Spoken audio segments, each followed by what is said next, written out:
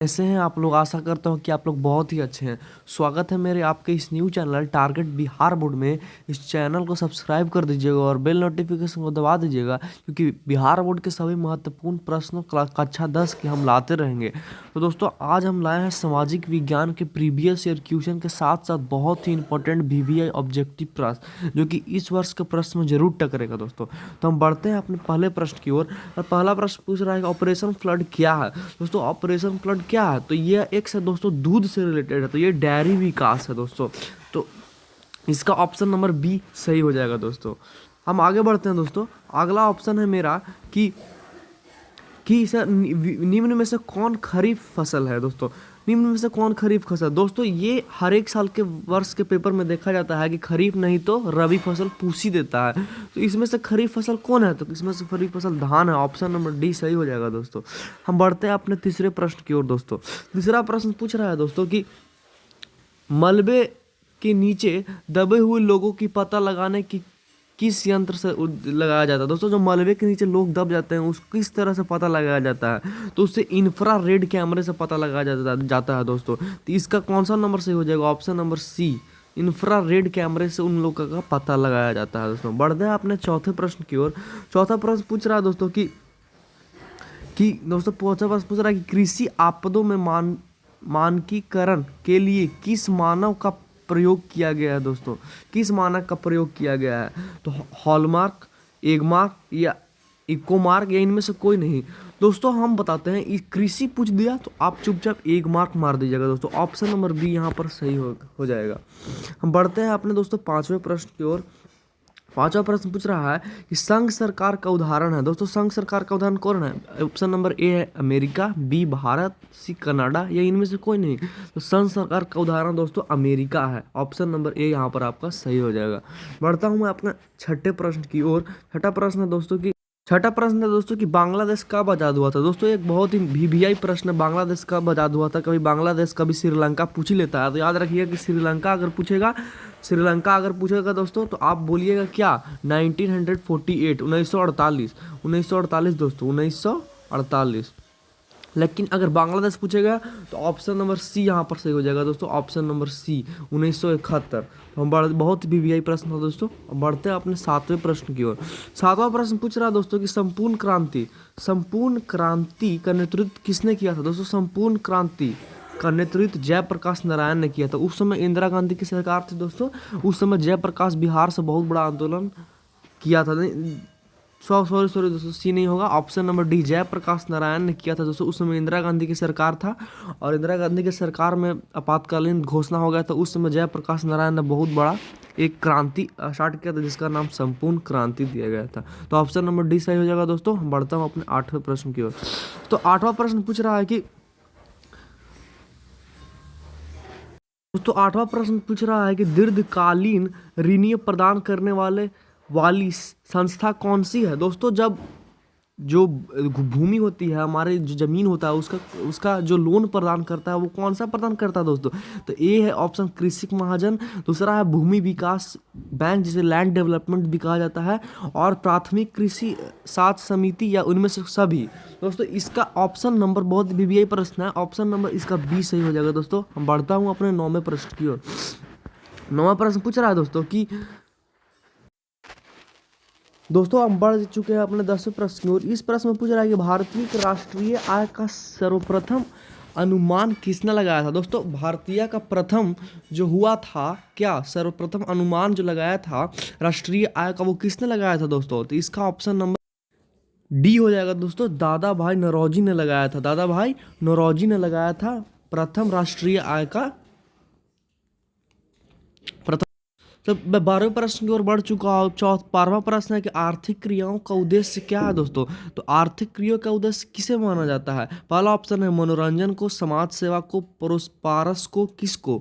तो दोस्तों, इसका ऑप्शन नंबर हो जाएगा जीविकोपार्जन को। दोस्तों, ऑप्शन नंबर डी सही हो जाएगा। जैविकोपार्जन को माना जाता है आर्थिक क्रियाओं का उद्देश्य। हम बढ़ता हूँ अपने 13वें प्रश्न की ओर। दोस्तों, 13वां प्रश्न क्या है, भारतीय राष्ट्रीय आय का गणना कौन करता है। दोस्तों, इसका ऑप्शन नंबर सी ए हो जाएगा केंद्रीय संघीय संगठन। क्यों दोस्तों, देखिए याद रखिएगा कि केंद्रीय संगठन सीएसओ करता है, जिसकी स्थापना पूछ लेता है दोस्तों। सीएसओ का स्थापना कब हुआ था, तो सीएसओ का स्थापना दोस्तों 1951 ईस्वी में हुआ था। कब हुआ था दोस्तों, 1951 ईस्वी में।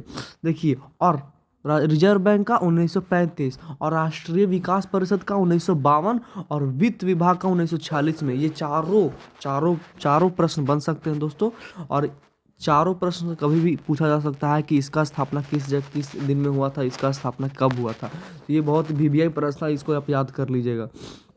बढ़ता हूँ मैं अपने दोस्तों 14वें प्रश्न की ओर।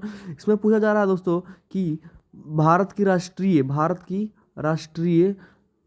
राष्ट्रीय आय का गणना कौन करता है, रिजर्व विकास योजना, रिजर्व बैंक ऑफ इंडिया, या केंद्रीय। जैसे रिपीट हो गया, माफ़ी चाहता हूँ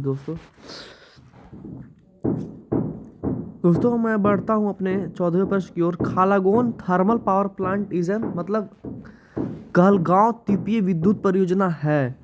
तो ये बहुत ही ज़्यादा वीवीआई प्रश्न है कि कहलगांव द्वीपीय विद्युत परियोजना कहाँ परियोजना है, तो मुंगेर जिले में है, बांका जिले में है, कि भागलपुर जिले में है, या मुजफ्फरपुर जिले में। दोस्तों याद रखिए, कहलगांव द्वीपीय विद्युत जो है दोस्तों, ये कहाँ है, मुजफ्फरपुर जिले में है दोस्तों। कहाँ है, ऑप्शन नंबर डी इसका सही हो जाएगा। बढ़ता हूँ अपने 15वें प्रश्न की ओर दोस्तों। 15वां प्रश्न हमसे पूछा था कि निम्न राज्यों में से किसने सर्वाधिक वन क्षेत्र है। दोस्तों सबसे ज़्यादा वन क्षेत्र किस राज्य में उपस्थित है, मध्य प्रदेश में है कि उत्तर प्रदेश में है, सी ऑप्शन कर्नाटक, या डी केरला। दोस्तों ये बहुत ज़्यादा महत्वपूर्ण प्रश्न है, और इसका आंसर हो जाएगा मध्य प्रदेश। सबसे ज़्यादा वन का विस्तार कहाँ है दोस्तों, सबसे ज़्यादा वन का विस्तार जो है मध्य प्रदेश में माना जाता है। तो ऑप्शन नंबर इसका ए सही हो जाएगा। बढ़ता हूँ अपने 16वें प्रश्न की ओर। गंडक परियोजना है दोस्तों, ये बहुत इंपॉर्टेंट प्रश्न है कि गंडक परियोजना क्या है, बेतिया में है, कि वाल्मीकि नगर में है, या मोतिहारी में है, छपरा में है। याद रखिएगा दोस्तों, गंडक परियोजना जो है वाल्मीकि नगर में। ये वायरल क्वेश्चन है दोस्तों, वीवीआई दोस्तों, ये वाल्मीकि नगर में है। ऑप्शन नंबर बी यहाँ पर सही हो जाएगा। दोस्तों बढ़ता हूँ अपने 17वें प्रश्न की ओर। इसमें पूछ रहा है कि सर्वप्रथम कोयला का प्रकार कौन सा है। सर्वप्रथम कोयला का प्रकार कौन सा है दोस्तों, मतलब सबसे उच्च काटे का कोयला किसे माना जाता है, तो एक सबसे उच्च काटे का परियोजना किसे माना जाता है दोस्तों, तो एंथ्रासाइट को। एंथ्रासाइट सबसे उच्च और पीट सबसे लो में आता है दोस्तों। तो ऑप्शन नंबर इसका ए सही हो जाएगा। अब बढ़ता हूँ अपने 18वें प्रश्न की ओर। 18वां प्रश्न है दोस्तों कि which minerals is called mothers of industry, मतलब किस खनिज को उद्योगों की जननी कहा जाता है। तो इसका ऑप्शन नंबर कौन सही हो जाएगा दोस्तों, लोहा। ये तो सबको पता होगा कि लोहा को जननी माना जाता है, क्योंकि लोहे से ही सब इंडस्ट्री का निर्माण होता है। बढ़ता हूँ अपने 19वीं प्रश्न की ओर। भारत की सबसे लंबा बांध कहाँ है दोस्तों, तो भारत का सबसे लंबा बांध कौन माना जाता है, तो भाखड़ा नंगल डैम सबसे बड़ा डैम है दोस्तों ये। और सबसे ऊंचा पूछेगा तो टेहरी, कहाँ, टेहरी दोस्तों, टेहरी को सबसे ऊंचा माना जाता है, और भाखड़ा नंगल डैम को सबसे लंबा माना जाता है दोस्तों। बढ़ता हूँ अपने हम 19वें प्रश्न की ओर कि who lead the Bolshevik revolution of Russia, मतलब रूस की बोल्शेविक क्रांति का नेतृत्व किसने किया था दोस्तों, तो रूस की बोल्शेविक क्रांति का नेतृत्व ऑप्शन नंबर सी लेनिन ने किया था दोस्तों। बहुत ही ज्यादा महत्वपूर्ण है दोस्तों। मैं बढ़ता हूँ अपने 21वें प्रश्न की ओर। 21वां प्रश्न पूछ रहा है कि 1871 में कौन सी संधि हुई थी, तो 1871 में कौन सी संधि हुई थी दोस्तों, तो 1871 में हुई थी फ्रैंकफर्ट की संधि, जिससे फ्रैंकफर्ट की संधि कहा जाता है दोस्तों। 1871 में हुआ था। मोस्ट वीवीआई प्रश्न याद रखिएगा दोस्तों। अब बढ़ता हूँ मैं अपने अगले प्रश्न की ओर, जो कि है 22वां। इस प्रश्न में पूछ रहा है दोस्तों कि which parts of Bihar is most drought prone, मतलब बिहार का कौन सा भाग सर्वाधिक सूखा प्रण है।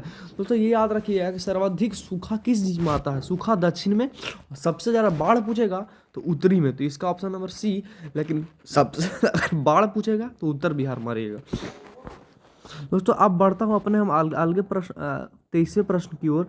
इस प्रश्न में पूछ रहा है दोस्तों कि गोविंद सागर कृत्रिम जलाशय संबंधित है, किस चीज से संबंधित है दोस्तों, तो याद रखिएगा ये जो है गोविंद सागर कृत्रिम जलाशय है, जो ये भाखड़ा नंगल डैम से क्या है, जलाशय से संबंधित है, मतलब संबंधित है। तो ऑप्शन नंबर इसका सी ऑप्शन सही हो जाएगा दोस्तों। बढ़ता हूँ दोस्तों हम अपने अगले प्रश्न की ओर।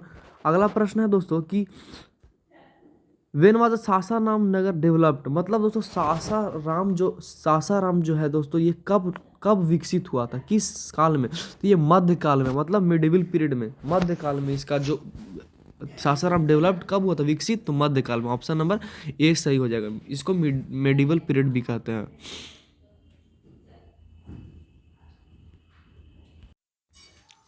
दोस्तों यहाँ पर पूछ रहा है कि पंचायती राज संस्थाओं को सर्वाधिक दर्जा किस संविधान के द्वारा मिला था। दोस्तों 73वां, ऑप्शन नंबर इसका सी सही हो जाएगा। दोस्तों 73वां के तहत पंचायती राज संस्थाओं को सर्वाधिक दर्जा दिया गया था।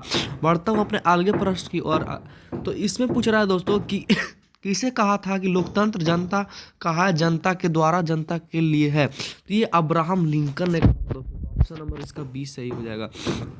बढ़ता हूँ अपने अलगे प्रश्न की ओर। इसमें पूछा है दोस्तों कि Kakolat waterfall situated in which district, मतलब दोस्तों इसमें पूछ रहा है कि कोकालो जलप्रवाह बिहार के किस जिले में है, तो इसका ऑप्शन नंबर इसका 20 हो जाएगा, नवादा जिला में। दोस्तों नवादा जिला में। बढ़ता हूँ अपने अलगे प्रश्न की ओर। इसमें भी ये बहुत इंपॉर्टेंट वीवीआई प्रश्न दोस्तों, वीवीआई प्रश्न है दोस्तों। मैं आपको ये होमवर्क के तौर पर बताना चाहता हूँ कि लंदन में अनिवार्य प्राथमिक शिक्षा कब लागू हुआ था। लंदन में अनिवार्य प्राथमिक शिक्षा कब लागू हुआ था दोस्तों, तो ये आपको कमेंट बॉक्स में भर देना है, इसको पूरा भर दीजिएगा। इसका राइट आंसर हम अगले वीडियो में बताएंगे। तो thank you for watching this video दोस्तों। आप होप आपको अच्छा लगा हो ये वीडियो। ये प्रीवियस ईयर का क्वेश्चन था और ये बहुत ही ज़्यादा इंपॉर्टेंट है, क्योंकि इस हर एक साल इसमें 10-15 प्रश्न तो छपते ही छपते हैं। थैंक यू फॉर वॉचिंग दोस्तों, और चैनल को सब्सक्राइब जरूर कर दीजिएगा और फैला दीजिएगा।